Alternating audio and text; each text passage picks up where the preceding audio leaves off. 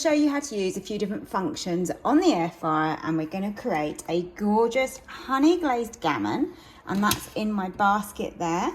And here is my air fryer. I have got out the probe here, so this is what it looks like. And to use the probe, you just have to well, not really unscrew, but take out this section, which is just like a little stopper.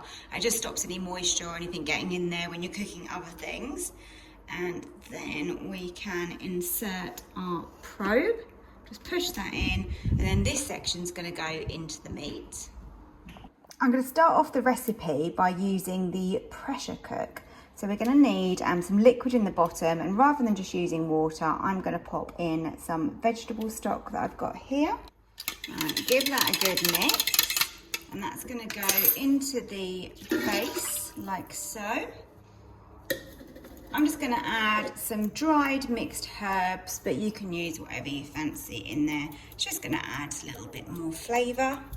And then into this also, I have got an onion, and I've just quartered that and taken the outside off. And then we've got a very large carrot actually. Pop all of that in. I've got one bay leaf, just a small one, but that's fine. Also in the bottom here, you're going to want some celery. I've actually done this quite a few times now, and I think this is a really good cheat. I buy a celery, I use a couple of sticks, and the rest goes to waste. Not anymore, because I just chop it up, freeze it, and then cook with it from frozen, and it's absolutely fine to do that. And the very last ingredient is some black peppercorns. Now let's place the basket inside like so, and then the air fryer, the cook and crisp container, can literally go on top. Just make sure you take the base off, because you're not going to need that because it is raised up because of the vegetables in the bottom. And now we just need to insert this probe. So you want this in a really thick part, so I'm going to literally insert it like so, right through the middle of that gammon. And then when we close the lid, we just need to make sure that that goes right inside. We want to move the slider to the pressure, which is right over that side. And very importantly, the sealer at the top, you've got vent or seal. You want to make sure that that is on seal, because obviously if not, it wouldn't come to pressure. Now this always defaults to the high setting, which is what we need for this recipe. We want to select preset. And then that was coming up with beef, and as you can see, you've got pork, you've got chicken, so you can just put that onto pork. And then that shows there that it's coming up as well, which means obviously it's going to be well done. The pressure, I've just changed that to quick release. And then all we need to do is press the start stop button. That's going to begin cooking, and then what will happen is that Ninja will build up with pressure for approximately around 10-12 minutes, and then it will start cooking. The gammon is now cooked, so all we've got to do is remove that, and then we're going to get rid of the liquid and the vegetables that are in the bottom there. You can choose if you want to discard this, or you could keep this and make a delicious sauce or gravy using that. I've turned the gammon over so that we've got the fat side up, and I've just scored that. Now we're going to make the glaze.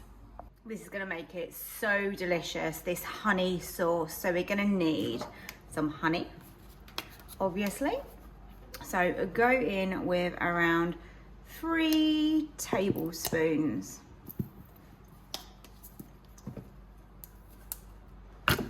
In here, I've got some brown sugar. We want a tablespoon roughly. And lastly, some English mustard. Of course, you could use Dijon or whole grain if you haven't got English. And we need 2 teaspoons.